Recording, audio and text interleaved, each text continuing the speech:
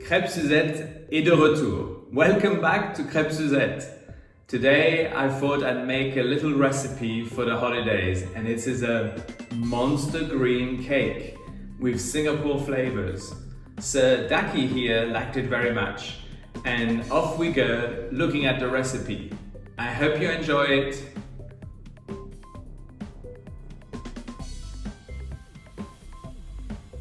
So for this recipe, I was inspired by a blogger called Bakeomaniac, and you will find the link underneath. And these are the overall ingredients for this recipe.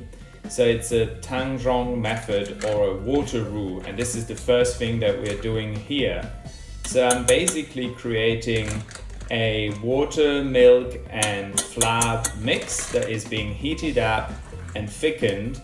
And this mix called water roux will retain more moisture when it's later on added to the main part of the recipe. So this is quite simple to do, and in this case I'm using a Thermomix, which makes it even easier because I can weigh the ingredients and blend the ingredients and heat up the ingredients all in one single vessel, which is the bowl that you're seeing right now.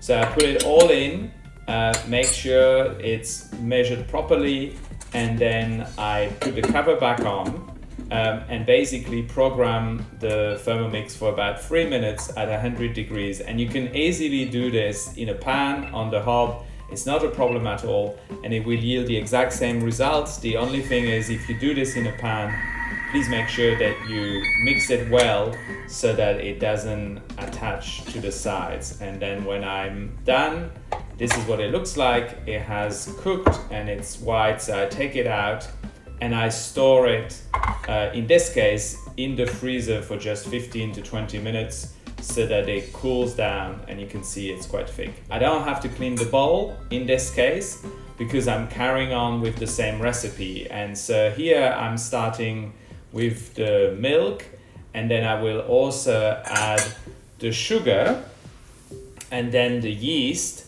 so that I can again use the benefits of the Thermomix by putting all of this at 37 degrees C for about 3 minutes, 2.5 minutes, just so that the yeast can slowly get to room temperature and start working with the sugar. So this is what you see here, with 1 tablespoon of instant dry yeast, and then I close the Thermomix and put it on for 37 degrees, 2 minutes, until the yeast has developed a little bit.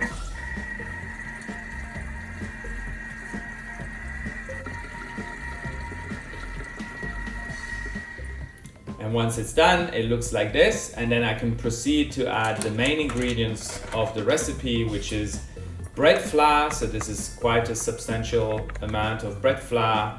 And here I'm measuring everything with an American measurement system of cups and tablespoons, but in the recipe link below you will find this in metric. And the big benefit of using the Thermomix would have been that I can also weigh all the ingredients in metric without using the cups. So that would have been something I could have done as well, but by doing it this way I showed the two methods basically. And here I use a quite standard bread flour from a white label brand from the supermarket. And when I have added the bread flour, I also can immediately add the pandan extract. So this is what I'm adding here, about 1.5 tablespoons or teaspoons, sorry. And then I'm adding a little bit of food coloring next, that also happens to have a little bit of pandan extract. This of course is not necessary, but this is what at the end gives the monster green color. So you could also, I suppose, do other colors, but traditionally pandan extract is green because it's extracted from a leaf. And I close the lid, and you can do this in any other mixer. You just put all the ingredients together and then you let it mix. And then I will show you what it looks like after this initial stage. So I have this blend of mainly dried ingredients, and it looks like this. And at this stage I add the additional wet ingredients. So this is 1 whole egg, and then I will also add the tanzhong, which I had kept cold. So this is this water roux. I add it also in, and then I will proceed to start adding the butter. That's about 60 grams of butter, and here I'm using the scales of the Thermomix to actually do that. So this is what you see in this process. And when everything is added, so all these additional wet ingredients into the rather granulated blend that I created before, I will close the lid again and then proceed to knead the dough for about 3 to 4 minutes in the Thermomix, and that would be about 7 to 8 minutes in kitchen mixer. And this is a intermediate stage of what it looks like. The dough has to come detached from the sides and become glossy. So if you see that it's a little bit too wet, add a little bit of flour. If you see that it's a little bit too dry, add a little bit of liquid until the dough through the kneading will detach from the bowl. And once it's done, it looks about like this. Then I take it out of the bowl and I cover it and let it rise for about an hour until it has doubled in size. Then I prepare the rest of the ingredients. So I think one of the nice things about this cake is to add some crunch. And so here I'm using some nuts that I chop into little pieces by hand because I like the different types of textures. And in this case, I have used candlenuts, and I'm now told that this is nuts that could be poisonous if they are not cooked. Fortunately here I baked the cake for 30 minutes, but I will also post the link below. Once this is all done, I go back to the dough that I put up to rise, and you can see the difference. It has more than doubled in size. So I take it out of the bowl, and I want to weigh this dough just to have an idea of how much that is, and to really make sure that the dough is split in equal amounts. I have about 800 grams. So I'm gonna split this into 8 separate little dough balls of 100 grams each. And I start by splitting it in half and then in half again, and obviously by the third time I get 8 little dough balls of a similar size.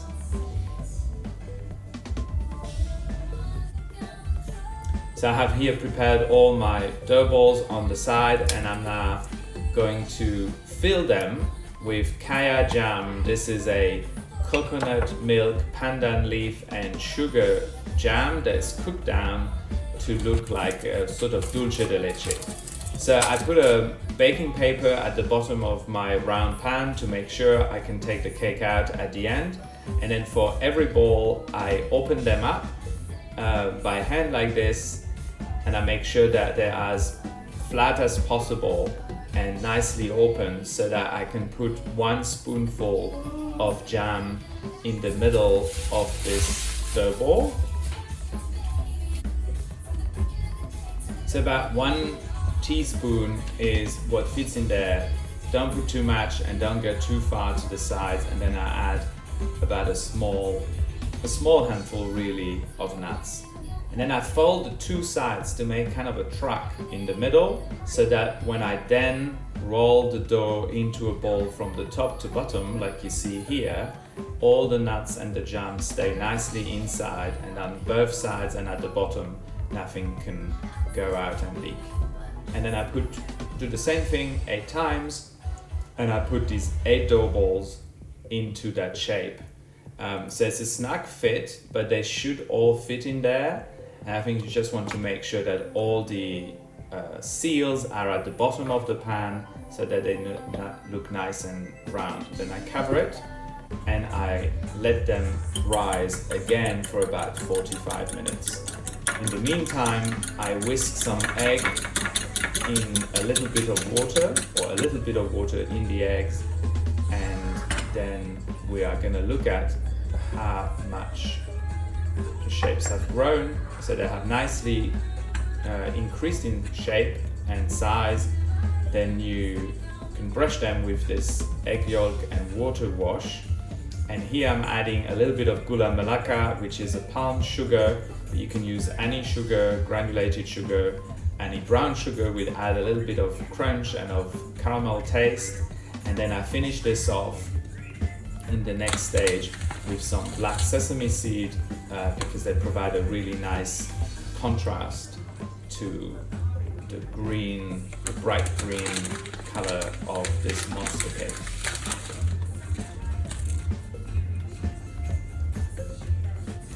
Then the cake is ready to go in the oven, which I have preheated at 180 degrees C.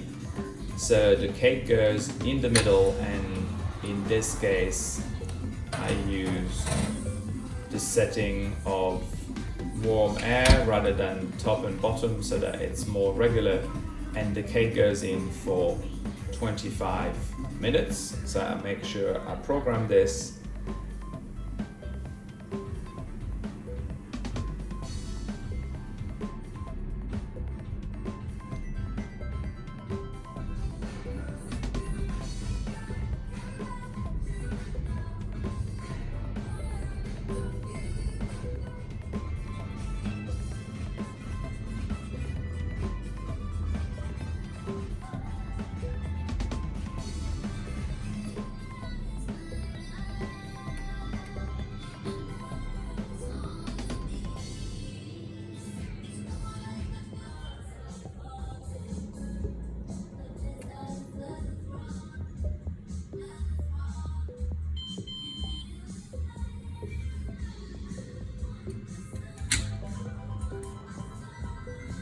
And once the 25 minutes have elapsed, I want to make sure that the cake is really cooked. So I'm gonna go with a knife and check that the knife blade comes out clean.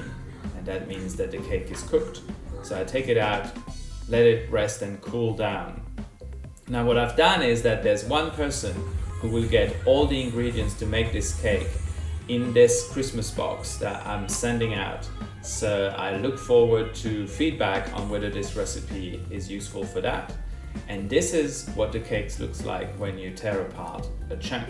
So it's nice and fluffy and really bright green, and then inside it has some of the nuts and the kaya jam as a filling.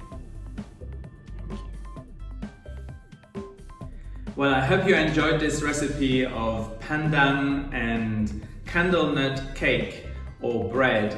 I think it looks rather garish with all the green food coloring, but it tastes wonderful with the kaya jam in the middle and the chunky, crusty bits of bread with the sugar coating at the end. And there will be one care package with all the ingredients going out to a lucky winner for them to make the same cake again. So I look forward to getting feedback on that. And in the meantime, please subscribe and let me know what else you would like me to talk about in the next adventures of Crêpes Suzette. Thank you very much.